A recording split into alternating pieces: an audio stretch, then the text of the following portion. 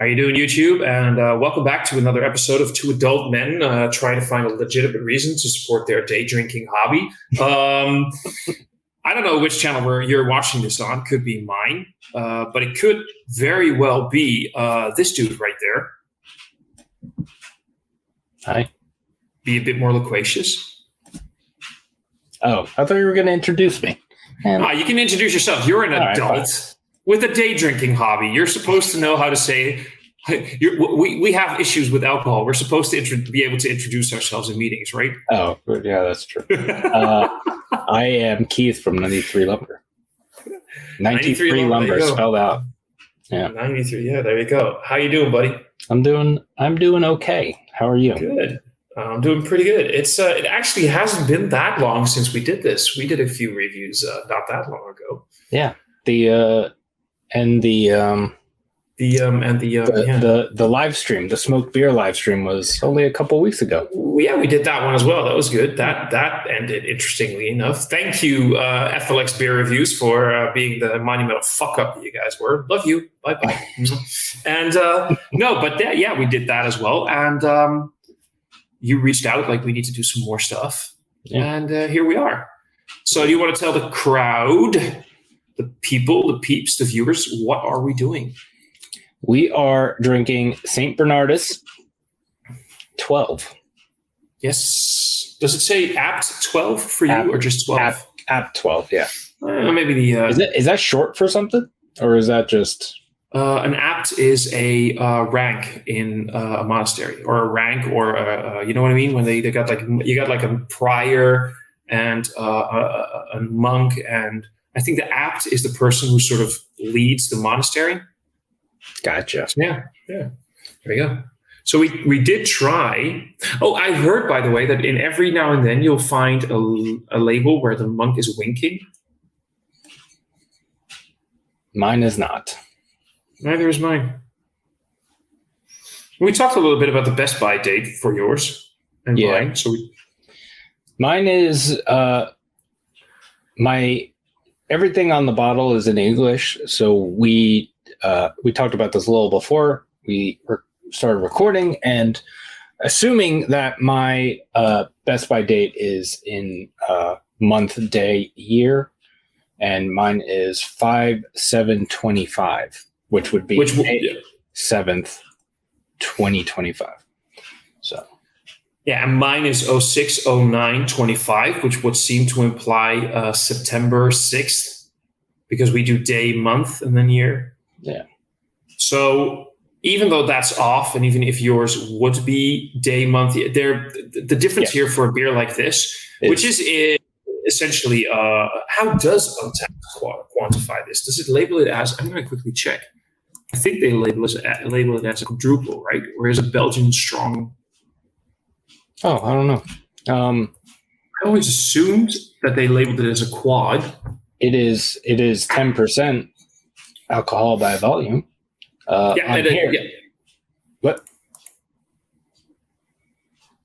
Yeah, I just checked. Untapped has it labeled as a quad. Okay. I always assumed, and then suddenly I'm thinking, wait, what is it? Is it maybe? Yeah, but yeah, it doesn't say.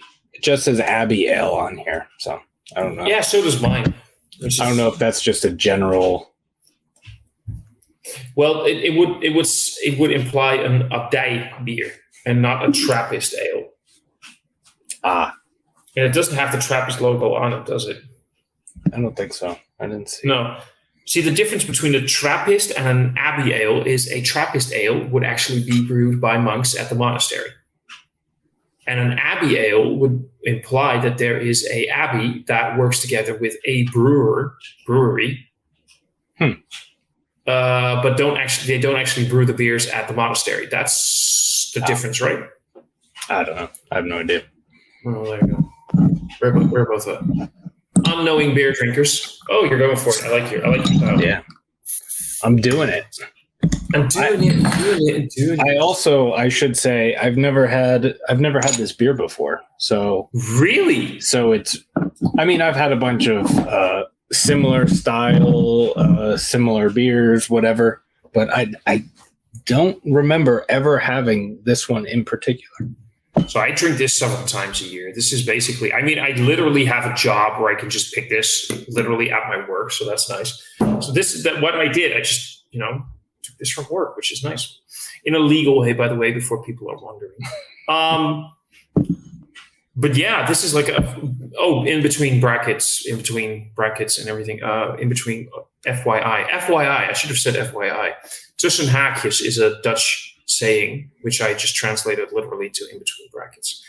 I don't really remember if I've ever reviewed this. So if you're watching this on my channel and you're like, Thomas, you've reviewed this before, it's a re-review. And if I haven't reviewed it, there we go. There you go. So looking at it in the glass, this is definitely a quad. It's on the darker side of a quad, I think. Yeah, I feel like, I'm probably not as up on the quad as you are, but this does, like, it kind of, I don't know, kind of looks more like a barley wine to me a little bit. Yeah, I mean, quads, they do tend to be dark, of course. For a quad, I think it's a little bit odd. I have to say, by the way, it's past 9 p.m. for me. It's midday for you, 3 p.m. past 3 a.m. So if this was a little bit lighter outside and inside, it probably looked a little bit lighter. For a barley wine, I would say it might come off as a bit too dark.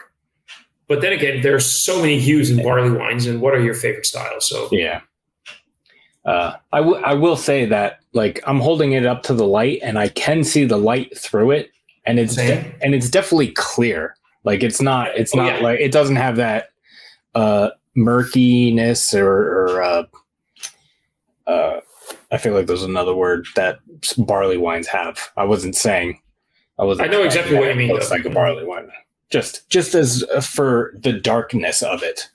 But both of our beers are relatively fresh. So, I give this like 10 years and it's going to be a lot murkier. It's going to be a lot more like that is true. That very, very muddy. What does Matt always say? Dew water? Yes. Yep. Yeah, that thing. So there you go. But yeah, it definitely looks the part of a big, strong, quadruple Belgian strong dark ale if you want. Yeah. I'm so intrigued what you're going to think of this, because I thought you would have had this before and you haven't. So now I'm like, oh my God. Yeah, I don't think I have. I'm just going to sit here a little bit and just watch your impressions first. I just want to see what this is going to do, what this is going to do for you. All right. Well, I'm smelling it. So go smell it. I know this beer. Just go for it. I'm going to say my things later.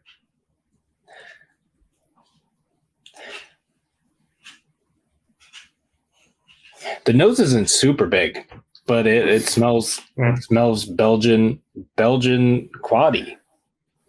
You get that sort of candy sugar thing. Yeah. You get the banana. You get the big hit. By the way, maybe that's me, but I get like a big sort of orange peel thing. Yeah, banana. Banana was the thing. Definitely banana. I was getting the candied sugar thing, and then there was banana is what it is. Yeah. That big banana, the ripe banana. For me, it has like an orange peel with clove and everything in it. Really has that big nose to it. Yeah, for me, it kind of that banana thing is the biggest thing. Yeah. Then the candied sugar, and then I am getting a little touch of the different things that you said. There's a little bit of like a general like. It's kind of like there's a little bit of a spiciness. There's a little bit of, I think I'm getting a little bit of the orange peel thing that you mentioned, but those things are just kind of in the background for me. There's this for me, it's like a big orange thing. There's that herbaceous, sort of like that woody herb thing going on. You like your thyme, rosemary, sort of like a bouquet garnish thing. Going on. Oh, that's yeah. I was gonna say floral. That's what I was gonna say. Yeah, definitely. Yeah. There's a floral note to it. Yeah. So the woodier herbs, but also like flowering herb. Like if you get fresh oregano. Oregano, like when fresh oregano has that flowery herbaceousness to it. I like that. That's very nice. Definitely. Sorry, yeah. You go first. Oh, I was just going to say, it's so weird. I'm getting more orange now than banana. Yeah. It needs to develop a little bit.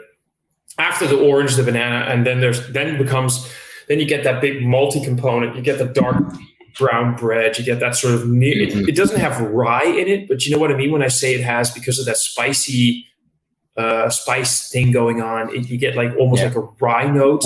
Well, you said clove, and it does come off like a little clove, little kind of star anise. Yeah. All the baking spices. Exactly. We call them speculaaskruiden here in the Netherlands. Speculus. I don't know if you know that. No, I did not. No, well, that's if you ever come over here, if I'm ever coming over, I'm going to hit you up with that. You're going to love those cookies, and I'm going to make sure you have some of those spices as well. It's great for some savory dishes, but for like baking, if you put some of those speculaaskruiden, the speculus spices through like apple pie dough, it's going to fucking blow your mind. All right. Now, and then you get to the malty component, and then you have that, like I said, that big sort of like, there's a licorice thing, soft licorice thing, which is that star anise component as well. And then you get the big brown baked bread, freshly brown baked bread thing. Yeah. Mine might be a little too cold. Mine. When did you take it out of the fridge? Well, I had it in my beer fridge, so it's not as cold as like cold. Mm-hmm. But I only took it out like a couple minutes before I got on here. So I basically keep these at room temperature. Yeah. I hardly ever put them in a fridge. I try to keep them stable temperature, but I basically keep them at room temperature. Yeah, I meant to take it out earlier, but I forgot to because I am a bad person or whatever. Are you telling me your pull-out game is weak? Is that what you're telling me? Yes, Thomas, that is what I'm telling you. Okay, just saying, just asking. I mean, this is definitely going into the chat.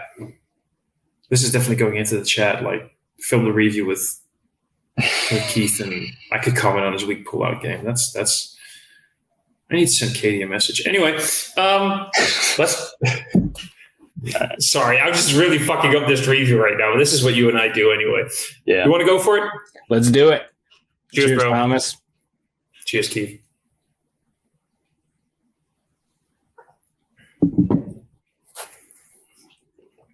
Yeah. It's not as cold as I thought it was. Like, it feels colder, but it's actually pretty warm. That is super good. Mm-hmm. It's actually quite sweet. It's sweeter than I remember. For me, the nose always has this big dried fruit component, dates, figs, raisins, everything. I didn't really get it on the nose this time, but on the palate, it's basically as if you're chewing on dates and figs and raisins and everything, and the dried versions of it. Yeah. I don't know if it's a combination of those things, but I'm also getting like a little bit of like, it could be a combination of the yeast thing with the date figgy thing, but like I'm getting a little bit of apricot, a little bit of I see what you mean, like the Tutti Frutti. Yeah. Do you know Tutti Frutti? Is that a thing in? I don't know if it's a thing here, but I know what you're talking about. It has that thing, and that it definitely has that apricot sort of sweetness, chewiness thing. That's a good one. I usually don't get that kind of thing in this kind of beer. So, like I said, I think it is a combination of like the date, fig, that dark fruit kind of thing, and the kind of banana-y, yeasty thing. Yeah, maybe definitely. I don't know. It's interesting because I've had this beer several times. Have you had it this fresh before? Yeah, often. Often. I don't think I've actually ever had a really aged version. Here's the fun thing, though, because I know this beer in and out, I often just drink it. I just open it and I enjoy it, and I don't really pay attention to it that much. It's just a nice little gentle sipper. this is the first time in a very long time that I really paid a lot of attention to it. And I'm getting so much more than I've had in the last few times that I tried it. And so that's nice. That's actually, yeah, I like this. I'm getting a little bit of alcohol like in the back of my throat and a little bit of warming in here. But other than that, it's undetectable. It's the warming that you would expect from a beer like this. Yeah. That warming thing. I'm getting a sort of a soft, bitter component in the finish after a few sips. Sort of like when you have not strong coffee, but like a reasonable like pour over. You know what I mean? Mm-hmm. And you get that sort of soft bitterness in the background. And not that it reminds me of coffee. It doesn't have like coffee flavor, but that's sort of that kind of. It's just kind of like an earthy kind of. Yeah. I don't know. Something. Thing. Yep. Thing. Earthy thing. What you should try and do is for your next Christmas, there is a St. Bernardus Christmas ale. Yeah, I've seen that. Yeah. I don't think I've tried that one either. You should definitely try and get that one for Christmas because this to me, in terms of what it tastes like, what it smells like, and the entire vibe I'm getting right now is Christmas. Christmas spices, the orange, the clove, the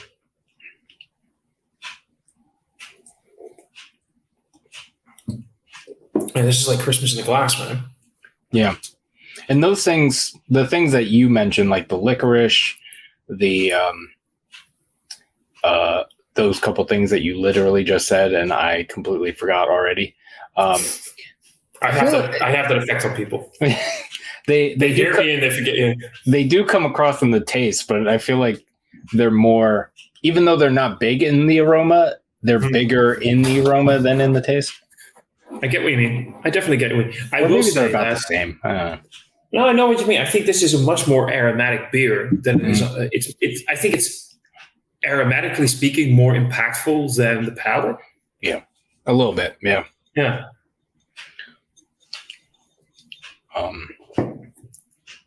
Oh yeah, but I like this. It's nice, fresh. But can you imagine what this would be like 10 years from now?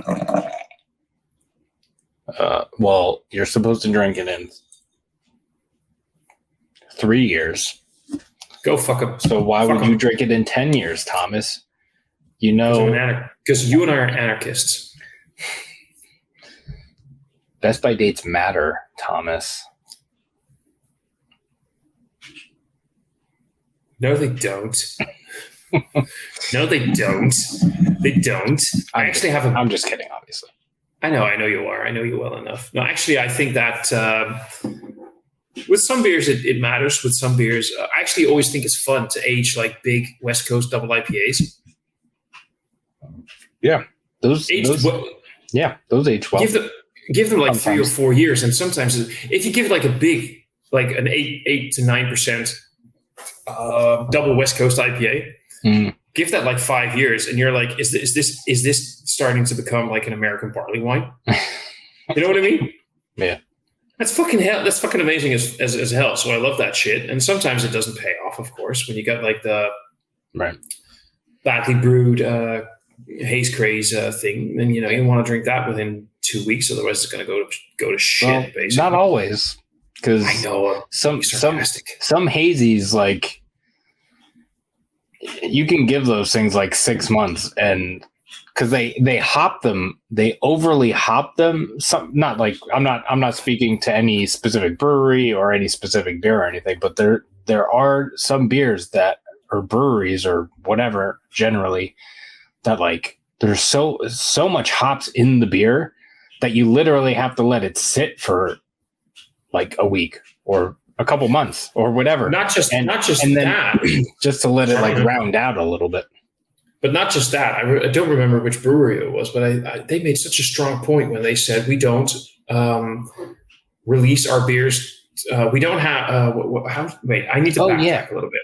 Yeah. So they were like, a lot of breweries are out there brewing, releasing, making sure they have new drops all the time. to keep their name going and the craze going and whatever. They're like, we feel that when we make a good IPA, it needs to spend like at least 4 weeks in the tanks before we release it. Right. And there's a lot of brewers out there who will brew a double IPA, a hazy, and can it like after 2 weeks in the tanks. And they are so incredibly super green. You get so much hop burn. You get so much intense hop. Literally hop burn. There's no other way. I wanted to find another word, but it's literally hop burn. Yeah. They're way too fresh. Yeah. They're way too green. Yeah. Yeah. I was just going to say sometimes those beers don't come across like hop burn, but they're definitely like up there with that sort of intensity. And they haven't had the chance to mature. And even an IPA needs to mature and find its sweet spot. And often it's longer than 2 weeks in the tanks and then in a can. Yeah. But yeah, that's a whole different subject that we're talking about right now. I want to know from you, because I feel like I'm dominating the conversation a little bit. I want to know from you, having had this beer probably for the first time, what are your thoughts? First, let me say you can dominate me anytime, Thomas. Oh, yeah, Daddy.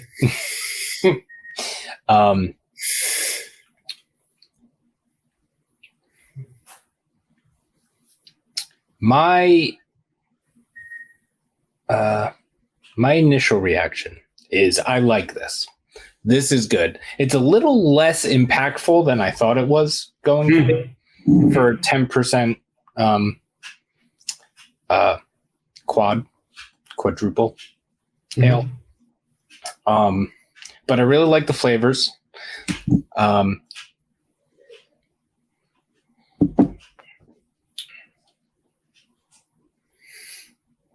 I don't know if it's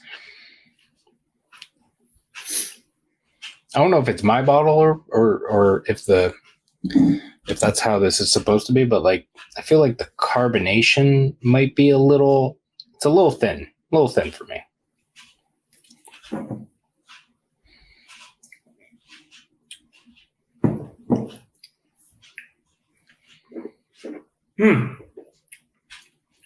Could be the bottle.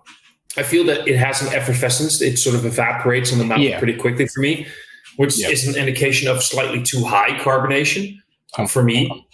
But maybe that's just me. I will say that I would like this beer to... It doesn't linger in the mouth as long as it could. Yeah. It could be a bit more... God, this is going to sound so fucking stupid. It could be a bit more of a liquid when I take a sip. Instead of a solid or a gas? Well, instead of a gas, I guess. God, fucking, I feel like, oh my God. Can we skip to the good part? Anyway, you know what I mean? When you take a sip, it's sort of, it just goes. Yeah, it kind of, you get the flavors and then they kind of just, there's no, to steal like, a term from like cocktails and spirits and stuff. There's no real evolution of flavors. It's just kind of you get it, and then it kind of which I will say isn't always a bad thing. It's not always a bad thing. No, this is why this is still one of my favorite beers, because it has a lot of flavor, even though it can be a bit one or two dimensional. But it also means that you get a lot of flavor and you can still just enjoy it. This is a beer that you can just, right now we're talking about it and it's amazing. But did you buy one bottle or more? I just bought one. I can guarantee you, if you buy a 4-pack of this, you'll crush them through the evening, because that is also a dangerous thing. It is highly drinkable. You can finish this in 20 minutes and just suddenly think like, where the hell is my beer? Yeah. And because it sneaks up on you, and because you need some time to process, your system needs some time to process the alcohol, I can guarantee you can finish 2 bottles of this in an hour. I basically chugged the bottle. Yeah. And then contemplate, like, do I want a third one? You know what I mean? Because it sneaks up on you. Yeah. It's a bit of a predator when it comes to that. Yeah. I will say, it is definitely up there in the higher echelons of what like a quad should be for me. Mm-hmm. Because I grew up with this. This is something I've been able to drink since I was able to drink, basically. Yeah. You know, able to drink alcohol, not like able to process liquids. I would like to point that out. Since I was able to drink alcohol, there you go. Let's keep this. You know. Oh, the drinking age is like 12 over there, right?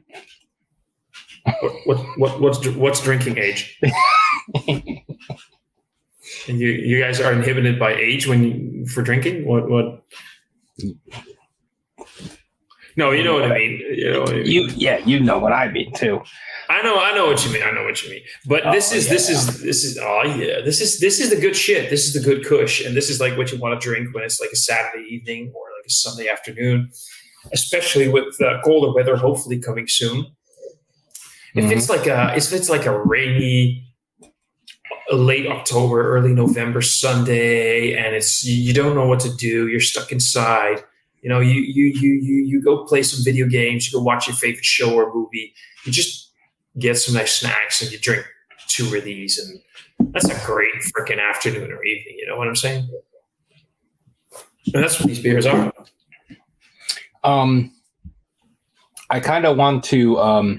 I think rescind is the right word. What I said about the what I was saying when I was saying it was correct, but it's warmed up a little bit, mm-hmm. and it's become a little more pillowy. There is like a pillowiness to it now. And I think I've just been drinking this too cold, even though it's not super cold. I think this is definitely, like you said, it should be room temperature, and or similar. I don't put any of this in the fridge. I put it in I have boxes in my scullery where I keep a lot of beers. I have 2 drawers. Scullery. It's a word. It's a word. It's an English word. You remember the language that you're supposed to be speaking? I know that you pushed it in. I was making a joke. I was making that joke. I was making a joke. You said where you keep your beers, and I said and your skulls because it's a scullery. Well, never mind. I got it. I got you. I got your back, bro. I got your back, bro. I got your back. No, but this is I keep these at room temperature so I can just crack them when I feel like it. Like a lot of breweries with their stouts and their barley wines, they'll say like keep refrigerated, right? Yeah. So I figured like, you know what, let's put this can of bottle in the refrigerator. And it's I don't have a beer fridge. Actually my fridge is a beer fridge, but I also have some normal produce in there, like a little bit. I'll definitely send you a picture of my normal refrigerator at some point. You're going to freak the fuck out. There must be like 60 or 70 beers in there, I swear to God. But anyway, so it's at the normal temperature. It's not like a temperature at like 12 degrees centigrade or something. It's like the normal. So I think like I'm looking at beers. What do I have? I'm looking at the big barley wine or that huge stout, maybe barrel aged or not. I'm thinking like I want that, but if I want it, I want it now.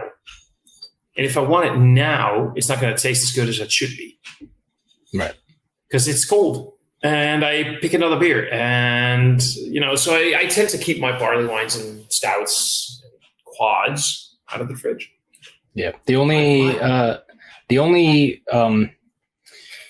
if I want to drink or review a barley wine, sometimes I will just put it in the fridge like a couple hours before I want to drink it, just to give it a little chill. Yeah.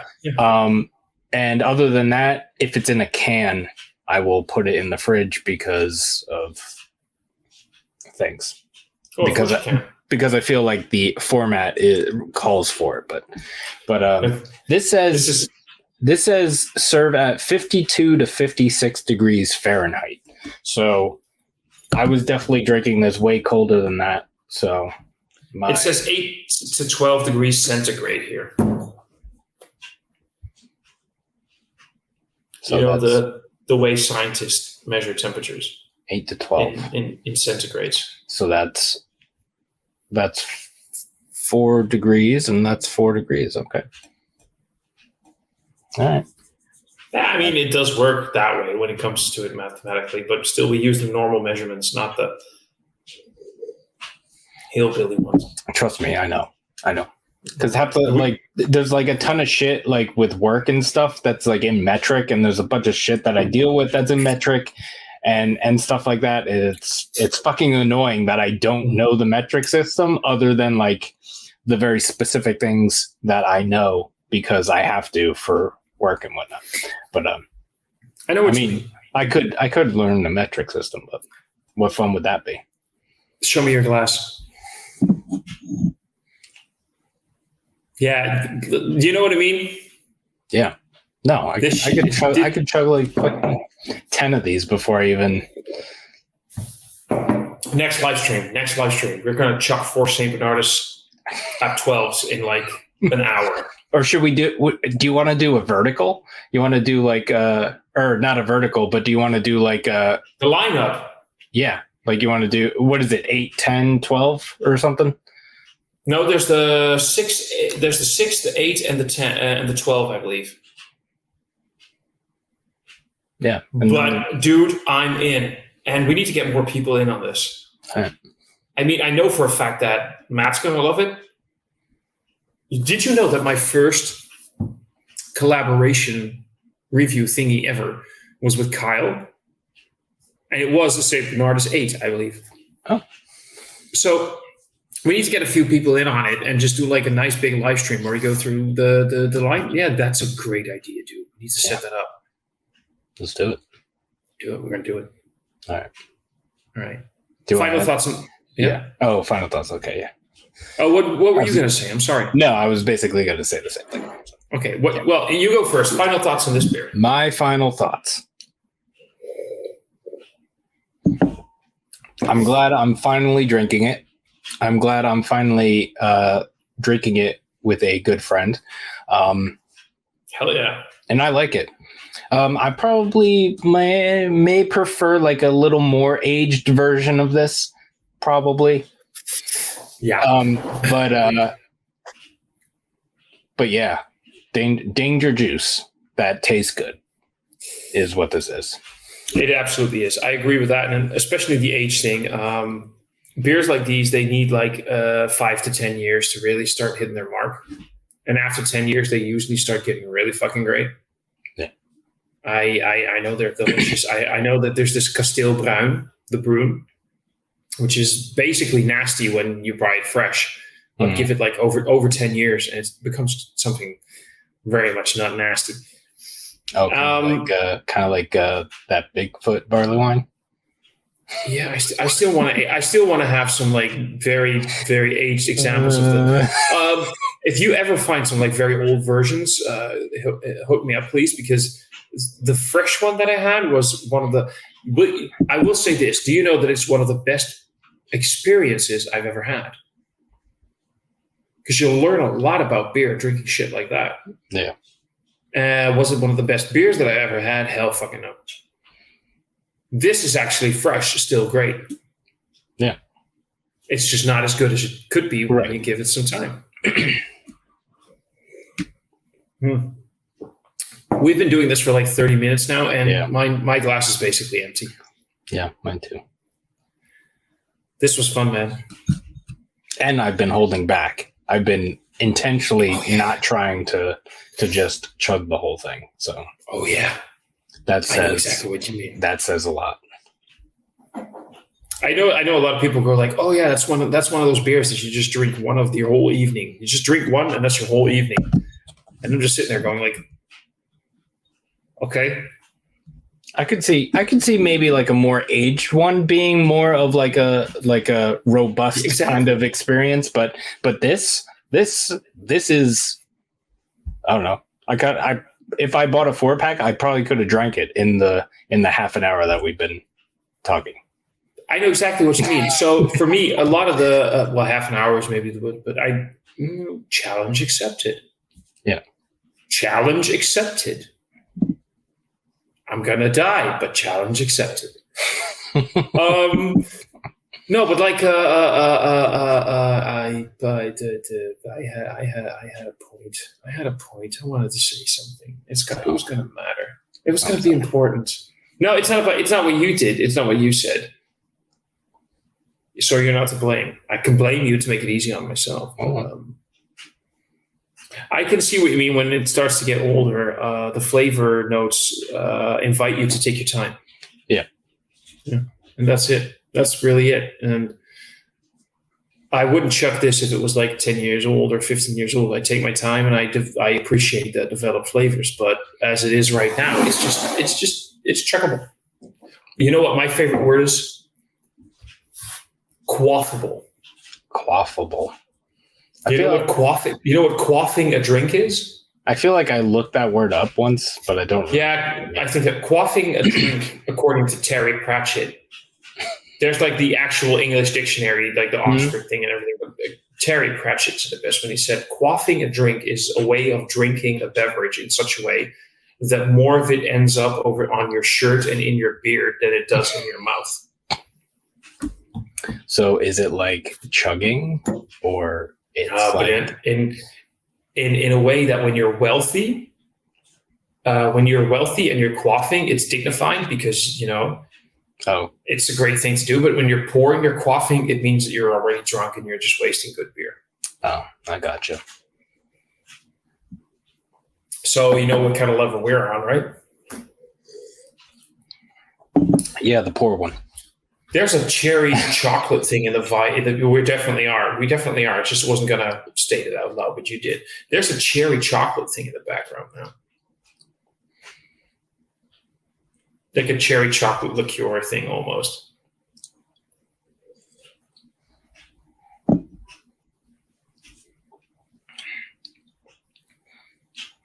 Yeah, a little bit of